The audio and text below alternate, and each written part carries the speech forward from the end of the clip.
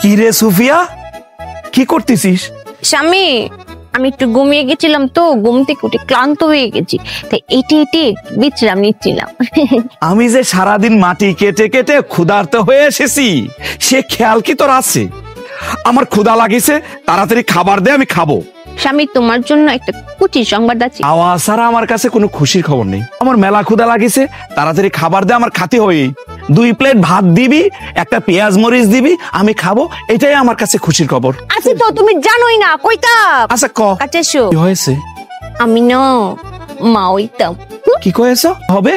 আমি মা হইতাম। ওরে বেঈমান রে, ওরে বেঈমান, একা একা মা হয়ে যাবে আমি কিছুই জানি নে। এতদিন তাইলে আমি দুধ কলা দিয়ে কাল সব পুষিছি। কালো না তো, আমি কালো না, আমি পর্চা। ও হয়েছে, এতদিন তালি পরে আমি ওই দুধ কলা দিয়ে সাদা সাপ পুষিছি, তাই না? সাদা সাপ না, পর্চা সাপ বলো। ও হয়েছে তো, আমি দুধ কলা দিয়ে ফর্সা সাপ পুষিছি, তাই না?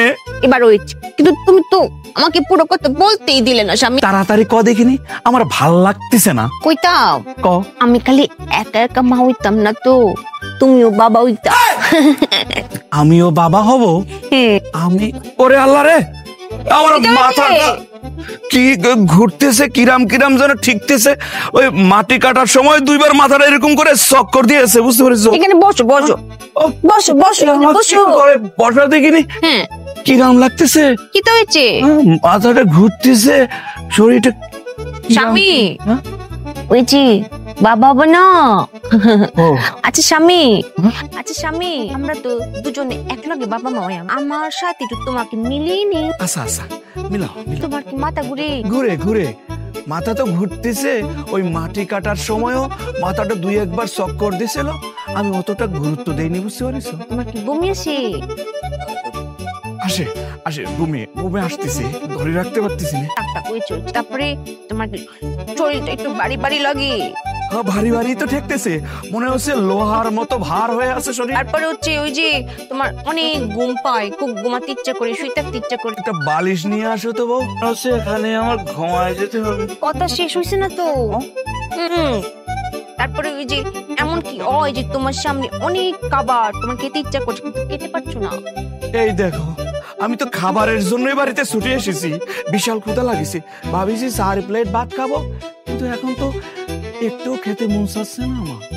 তোমার পেটে কি অনেক গ্যাস, যে গ্যাসের জ্বালায় তোমার একটা পেট 4টা হয়ে যায়, মানে বুক পেট জমান হয়ে যায়, এরকম কিছু? বাবু, আর তো ভিতর থেকে এদিক দিয়ে ধাক্কা মারতেছে, আবার দেখি এদিক দিয়েও ধাক্কা মারতেছে, এটাই গ্যাস।